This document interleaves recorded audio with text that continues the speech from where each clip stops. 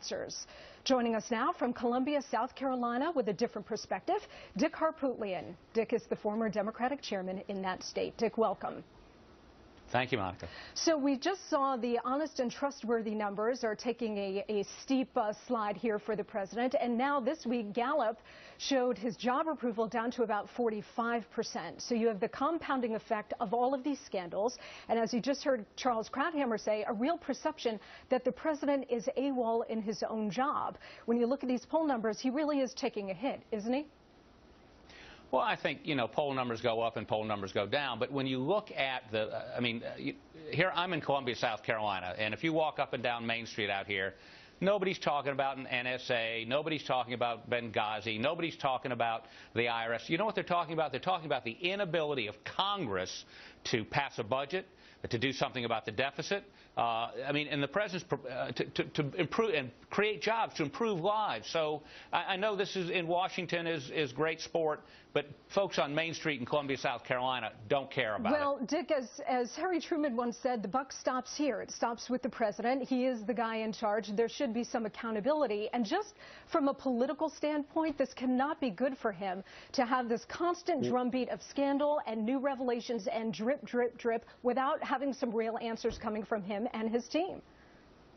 Well, I think two things. One, he's not running for re-election, so this isn't about how it's going to play in the next campaign. So that's okay, and two, because he's not running for re-election. Is that okay that he doesn't give the American people answers?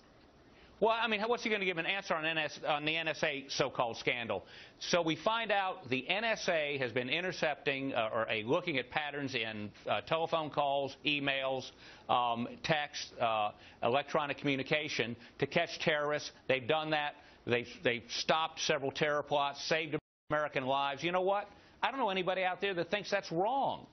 Where's the scandal? I don't see a scandal. There's no beef here. There's nothing to it. Well, let me ask you this, because we have the NSA situation in a broader context, and the context is that we've got very severe, I think, abuses of power that we've seen in the IRS, also the Department of Justice under Eric Holder. We also have Benghazi, where we have 4 dead Americans and no answers. So the NSA comes to us in that bigger context.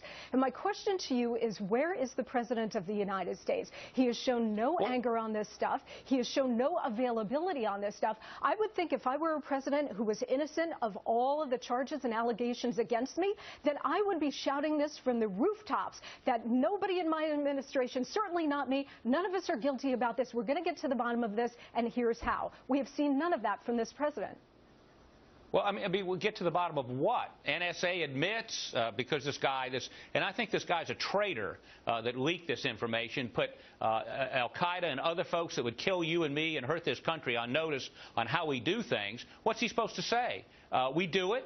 That we're at war. This is something you do during war. Now, as to the IRS, all the investigations indicate that some IRS employee in Ohio began doing this, and that the president had no knowledge of that. They replaced the head of the IRS. They fired the people that were responsible for this. What else are they supposed to do? I think this is again taking away focus. The president's doing his job. And by the way, this comment that he always leads from behind, I got one word for you: Obamacare. The most sweeping change in health care law in the history of this country. He got it passed in his first term. The economy's growing. Highly unpopular, Dick. Obamacare is highly unpopular, and even he doesn't really want to talk about. Look, Dick, my point is that there is policy, whether it's the IRS, DOJ, Benghazi, foreign policy, there's policy and then there's politics.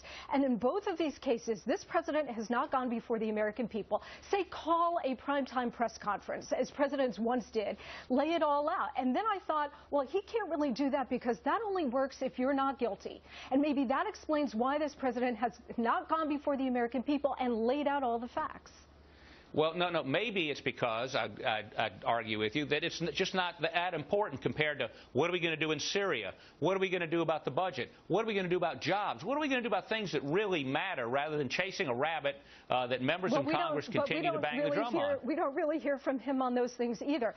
Do you think... On Syria, you heard from him yesterday. Well, you heard from him yesterday yes, on Syria. And he told us he was going to meet with the G8 next week and see, so he's going to ruminate for another week. Let me ask you, Dick, before I let you go, the steady erosion of trust here, you see it in the honesty integrity numbers, you're starting to see it in job approval. Once the president loses trust of the American people, that's it, the game is over. Don't you think he needs to do something to staunch the bleeding? I think he's done a lot to stop the bleeding. And let's put this in historical context. Did they ever find those weapons of mass destruction before we sent thousands of American men and women? You're really going to go to Bush right now? You're really going to do that? You know, really? I'm going to Bush. I'm going to Bush. Well, that speaks volumes right there. Dick, I want to thank you so much for spending